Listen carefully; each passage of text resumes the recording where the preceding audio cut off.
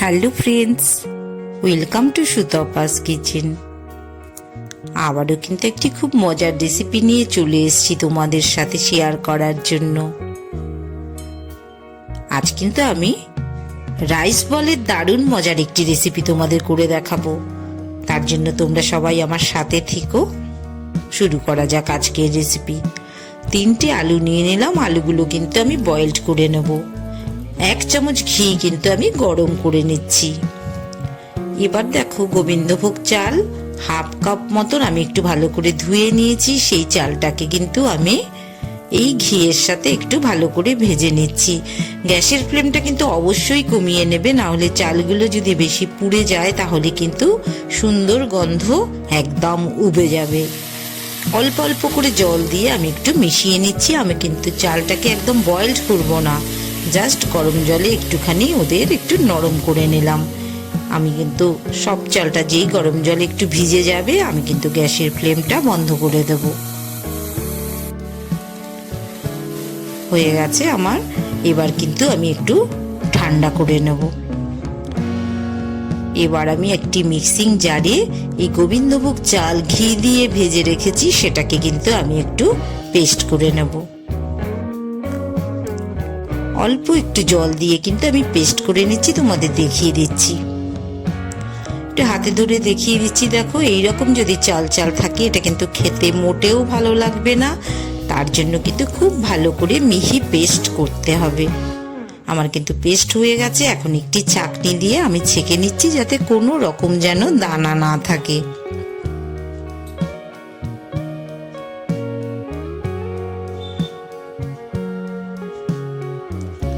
চেপে চেপে কিন্তু পেস্টটাকে বের করে নিচ্ছি।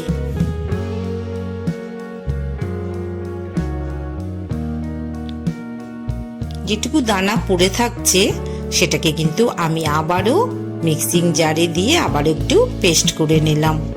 আবারও ছাঁকনি দিয়ে কিন্তু ছেঁকে নিচ্ছি।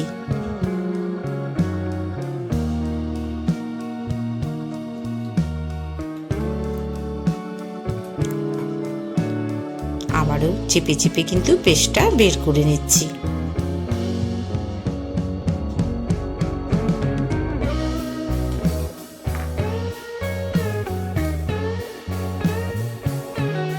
একদম মিহি পেস্ট কিন্তু করে নিতে হবে। আলুগুলো দেখো যেভাবে আমি বয়েলড করেছি 90% কিন্তু বয়েলড করে নেবে। পুরো কিন্তু বেশি বয়েলড হয়ে গেলে কিন্তু এগুলো থেকে একটু জল বেশি করে অ্যাবজর্ব করে নেয় আলু, তখন কিন্তু খেতে অতটা ভালো লাগে না। এই রকম সামান্য একটু শক্ত যদি থাকে কড়াইতে তো আবারও পড়বে, ফলে পুরো মিশে যাবে। এভাবে একটি কাঁটা চামচ দিয়ে আমি ম্যাশ করে নিলাম। তারপর কিন্তু হাত দিয়েও আমি একটু ম্যাশ করে নিচ্ছি।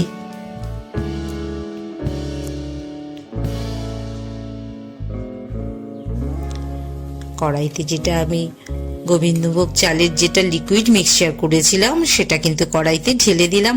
অবশ্যই গ্যাসের ফ্লেমটা কিন্তু এখন একদম লোতে রাখতে হবে, আর কন্টিনিউয়াস কিন্তু এই মিক্সচারটাকে নাড়িয়ে যেতে হবে, না হলে কিন্তু তলায় ধরে যাবে। আর এইভাবে টেনে টেনে কিন্তু মিক্সচারটা রেডি করতে হবে। এখনো কিন্তু এটা রেডি হয়নি। যখন রেডি হয়ে যাবে দেখবে কড়াই থেকে কিন্তু ছেড়ে আসবে। এই দেখো, উপর থেকে কিন্তু আস্তে আস্তে করে উঠে আসছে। তখন কিন্তু আমি আলুর মিক্সচারটা মিশিয়ে দেব। যতক্ষণ এটা কড়াইতে একদম গায়ে লেগে থাকবে ততক্ষণ কিন্তু আলুটা মেশানো যাবে না।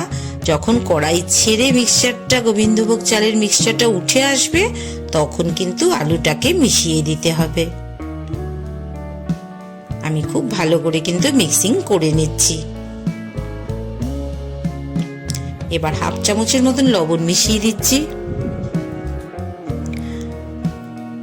1 চামচ চিলি ফ্লেক্স মিশিয়ে দিচ্ছি।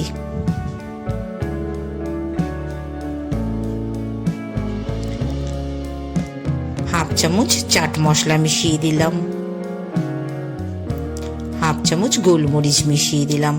গোবিন্দভোগ চাল ঘিয়ে ভাজা সাথে যদি চাট মশলা আর যদি গোলমরিচ থাকে সেটা তো অবশ্যই ভীষণ টেস্টি হবে। বুঝতেই পারছো আমার কিন্তু ডোটা রেডি হয়ে গেছে, নামিয়ে নিচ্ছি আমি।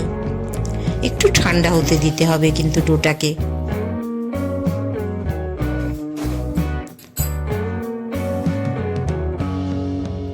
উপর থেকে একটু কর্নফ্লাওয়ার ছড়িয়ে দিলাম, সামান্য হাফ চামচের মতন কর্নফ্লাওয়ার ছড়িয়ে দিলাম, যাতে আলুটা হাতে যাতে আঠা আঠা ভাবে আটকে না যায়।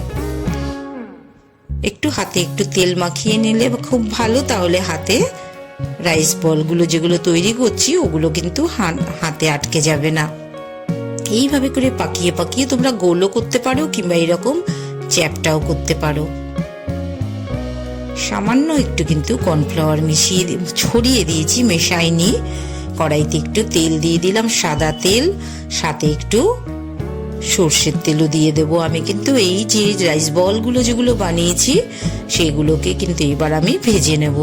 আর তেলটা কিন্তু অবশ্যই খুব ভালো করে গরম করে নিতে হবে, না হলে কিন্তু কড়াইতে কিন্তু বড়াগুলো আটকে যাবে।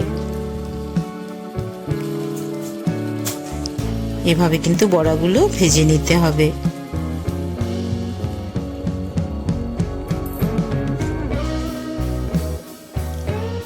দেখে নিতে হবে যাতে কড়াইয়ের মধ্যে লেগে না থাকে।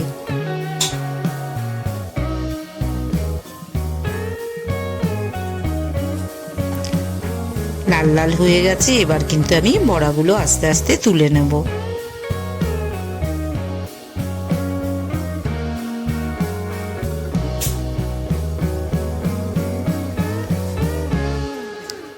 বাকি বড়াগুলো আবারও ছেড়ে দিচ্ছি, একইভাবে কিন্তু আমি ভেজে তুলে নিচ্ছি।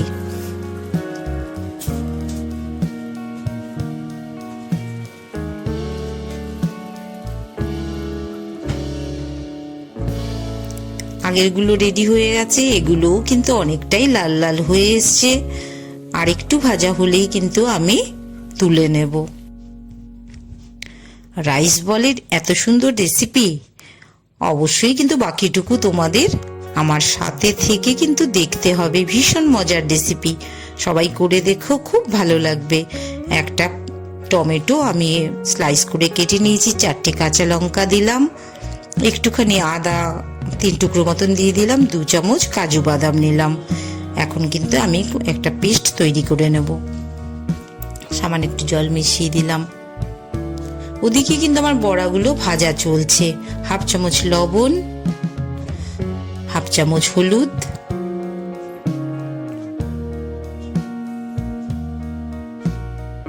হাফ চামচ জিরের গুঁড়ো,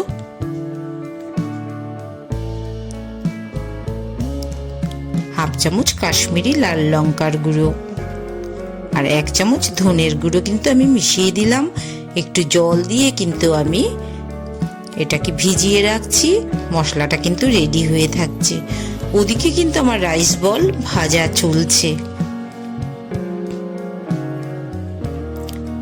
এবার কিন্তু ওই তেলেই সামান্য একটু সাদা জিরে দিলাম, 2টো এলাচ দিলাম।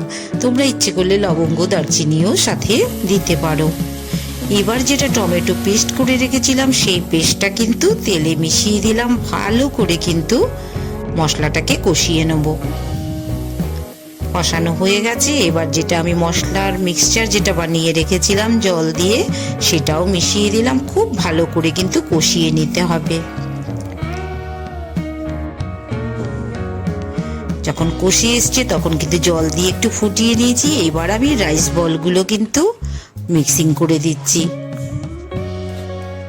খুব বেশি কিন্তু ফোটালে চলবে না, তাহলে কিন্তু বলগুলো ভেঙে যেতে পারে। হয়ে এসছে আমার রেসিপি। আমি 1 চামচ চিনি মিশিয়ে দিলাম। খুব মজাদার রেসিপি, দেখেই বুঝতে পারছো দারুণ টেস্টি রেসিপি। হাফ চামচের মতন গরম মশলা মিশিয়ে দিয়েছি। আর নামানোর আগে হাফ চামচ ঘি দিয়ে দিলাম। ভীষণ সুন্দর রেসিপি। তোমরা কিন্তু ভালো লাগলে অবশ্যই একটা লাইক করে দিও। আর সুতপাস কিচেন এরকম দারুণ দারুণ রেসিপি তোমাদের জন্য নিয়ে আসে। তোমরা কিন্তু অবশ্যই চ্যানেলটিকে সাবস্ক্রাইব করে দিও। আমি একটি সার্ভিং বোলের মধ্যে কিন্তু নামিয়ে নিচ্ছি।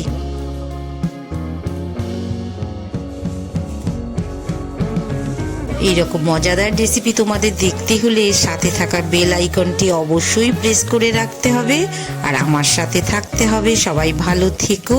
আবারও নতুন রেসিপি নিয়ে আসবো। দেখা হবে তোমাদের সাথে।